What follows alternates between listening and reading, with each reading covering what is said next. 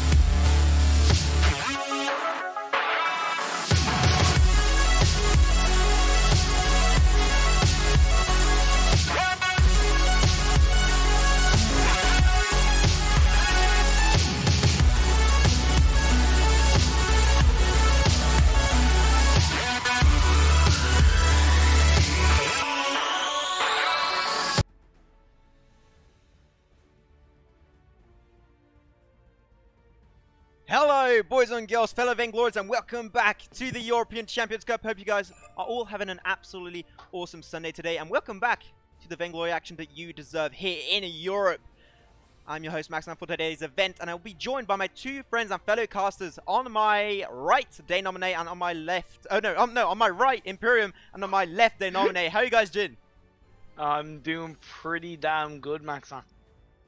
I'm doing great as well, Max. Excited to get into the finals here for Europe, and this ought to be an exciting one. Obviously, we've gone through this tournament and narrowed down the best of the best, and hopefully we do not have a forfeit for you guys today. Yeah. Let's just hope we do not have that forfeit indeed. So today is the grand finals of the European Champions Cup. All teams have been through blood and also tears and sweat to be able to make their way through to this grand finals. And today it is Sly versus Divine Vendetta. Some people were expecting Oogie Boogie to make it through the finals and be facing up against Sly. That is not the case. We had a pretty big upset, unfortunately, for the side of Oogie Boogie. So today it is indeed Divine Vendetta filling in that spot. Before the roster today, let's check out who's going to be playing for both sides. So DVI, you can see all the names on both sides, but I'm going to be saying the names of those who are playing. So for DVI, he will be representing this team today. It will be X-Dragon, Agony, Nomad Vagabond, Viking, and the Joker. So that's for the side of DVI. And then for Sly today, Keanu Nakoa, also Cracks, Techno JJ, Hundor, and Tyrus will be the representatives of Sly. Also can call them Clash. And also, guys, EU is better than NA. Dude, man, SEA better than NA. Jeez, like, you know, that's everywhere is better than NA. No, but this is definitely gonna be somewhat of an uphill battle for Divine Vendetta. They deserve to be in this finals, but Slide, like you said, they're on the back of being the EU representative at the World's Invitationals as part of Clash. They finished second. They caused some absolute fantastic upsets by beating the two top NA teams of Tribe and Nova.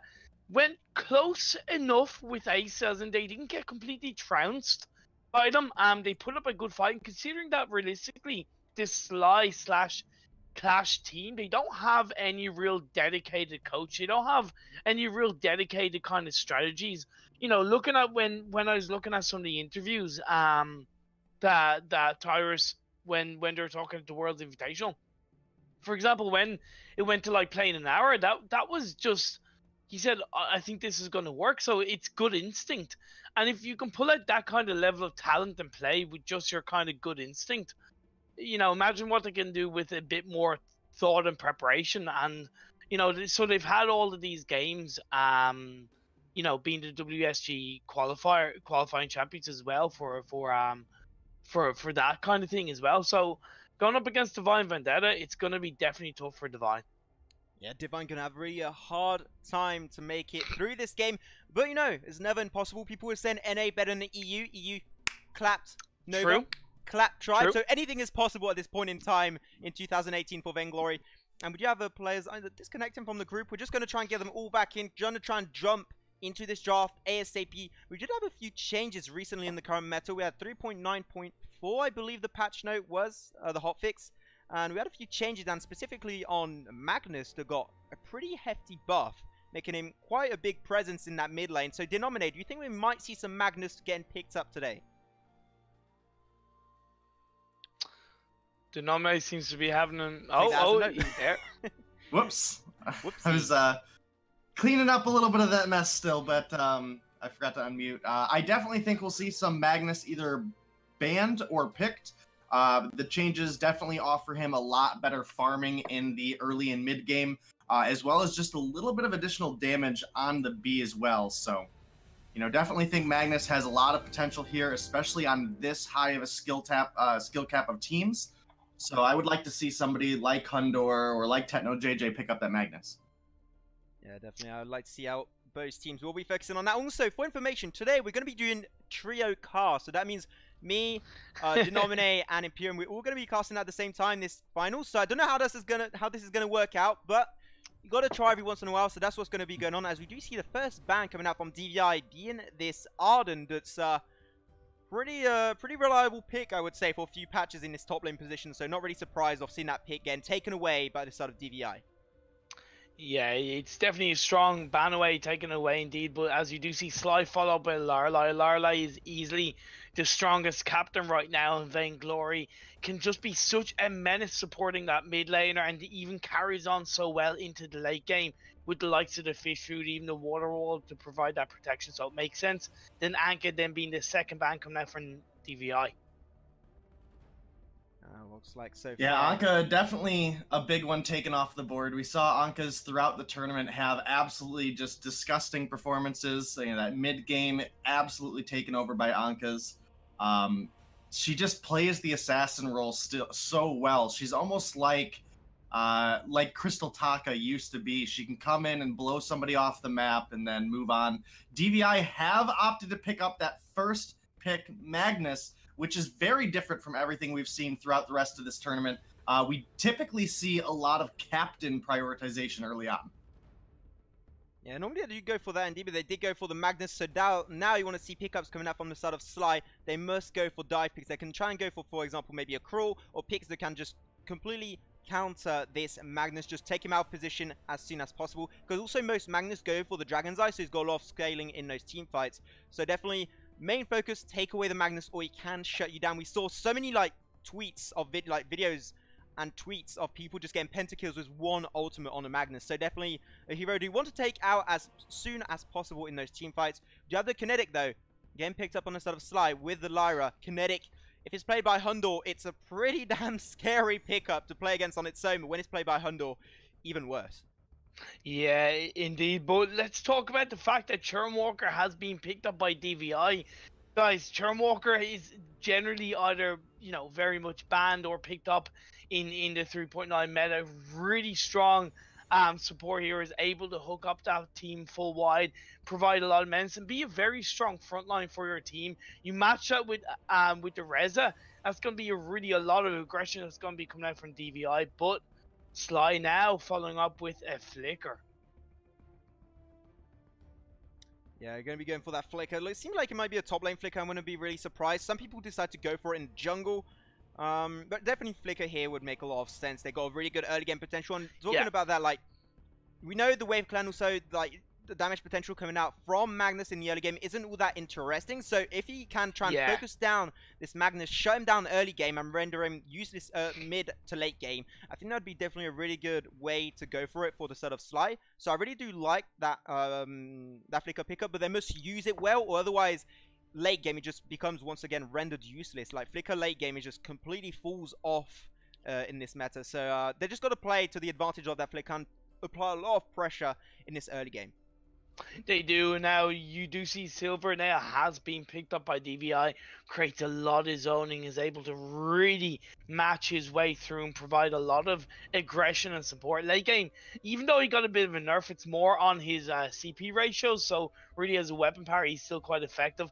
As Grace has been picked up as the last pick for DVI, I was thinking something like Idris to go with the Reza and even the Magnus for that frontline aggression, but I also like the Grace because Grace is able to be a little bit aggressive but while being tanky at the same time. So I really like the picks that's coming out and the overall composition from DVI. Very well put together. And the last pick will be Grumshaw. I don't